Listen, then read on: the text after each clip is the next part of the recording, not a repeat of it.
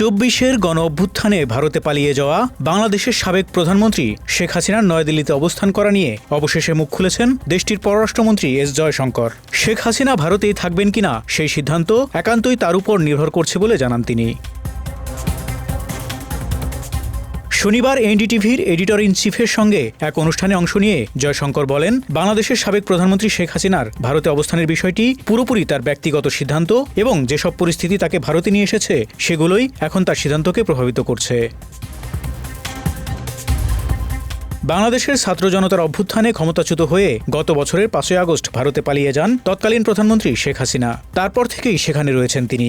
এদিকে গত মাসে ঢাকার বিশেষ আন্তর্জাতিক অপরাধ আদালত শিক্ষার্থী জনতার আন্দোলনে সরকারি দমন-পীড়নের অভিযোগে ৭৮ বছর বয়সী শেখ হাসিনার বিরুদ্ধে মৃত্যুদণ্ডের সাজা ঘোষণা করেন। এরপর বাংলাদেশের অন্তর্বর্তী সরকার তাকে ফেরত পাঠাতে অনুরোধ করলেও এখনও কোনো সাড়া দেখায়নি নয়াদিল্লি। শনিবার নয়াদিল্লিতে এইচটি লিডারশিপ সামিটে এনডিটিভির প্রধান নির্বাহী কর্মকর্তা ও এডিটর ইন চিফ রাহুল কানওয়ালের সঙ্গে আলাপকালে শেখ হাসিনাকে নিয়ে কথা বলেন এস জয়শঙ্কর। এ সময় নানা বিষয়ে আলোচনার ফাঁকে জয়শঙ্করের কাছে জানতে চান শেখ হাসিনা যতদিন চান ততদিনই ভারতে থাকতে পারবেন কিনা। জবাবে জয়শঙ্কর প্রথমেই বলেন, আচ্ছা, এটি একটা ভিন্ন বিষয়, তাই না? ভারতের পররাষ্ট্রমন্ত্রী বলেন, তিনি একটি নির্দিষ্ট পরিস্থিতিতে এখানে এসেছেন এবং আমার মনে হয় সেই পরিস্থিতি স্পষ্টভাবেই এখন তার ভবিষ্যৎ সিদ্ধান্তে প্রভাব ফেলছে। তবে শেষ পর্যন্ত সিদ্ধান্ত তাকেই নিতে হবে। আলোচনায় নয়াদিল্লি ঢাকার সম্পর্ক নিয়েও কথা বলেন এস জয়শঙ্কর। বাংলাদেশের সঙ্গে দ্বিপক্ষীয় সম্পর্ক ভবিষ্যতে উন্নতির আশাও প্রকাশ করেন তিনি।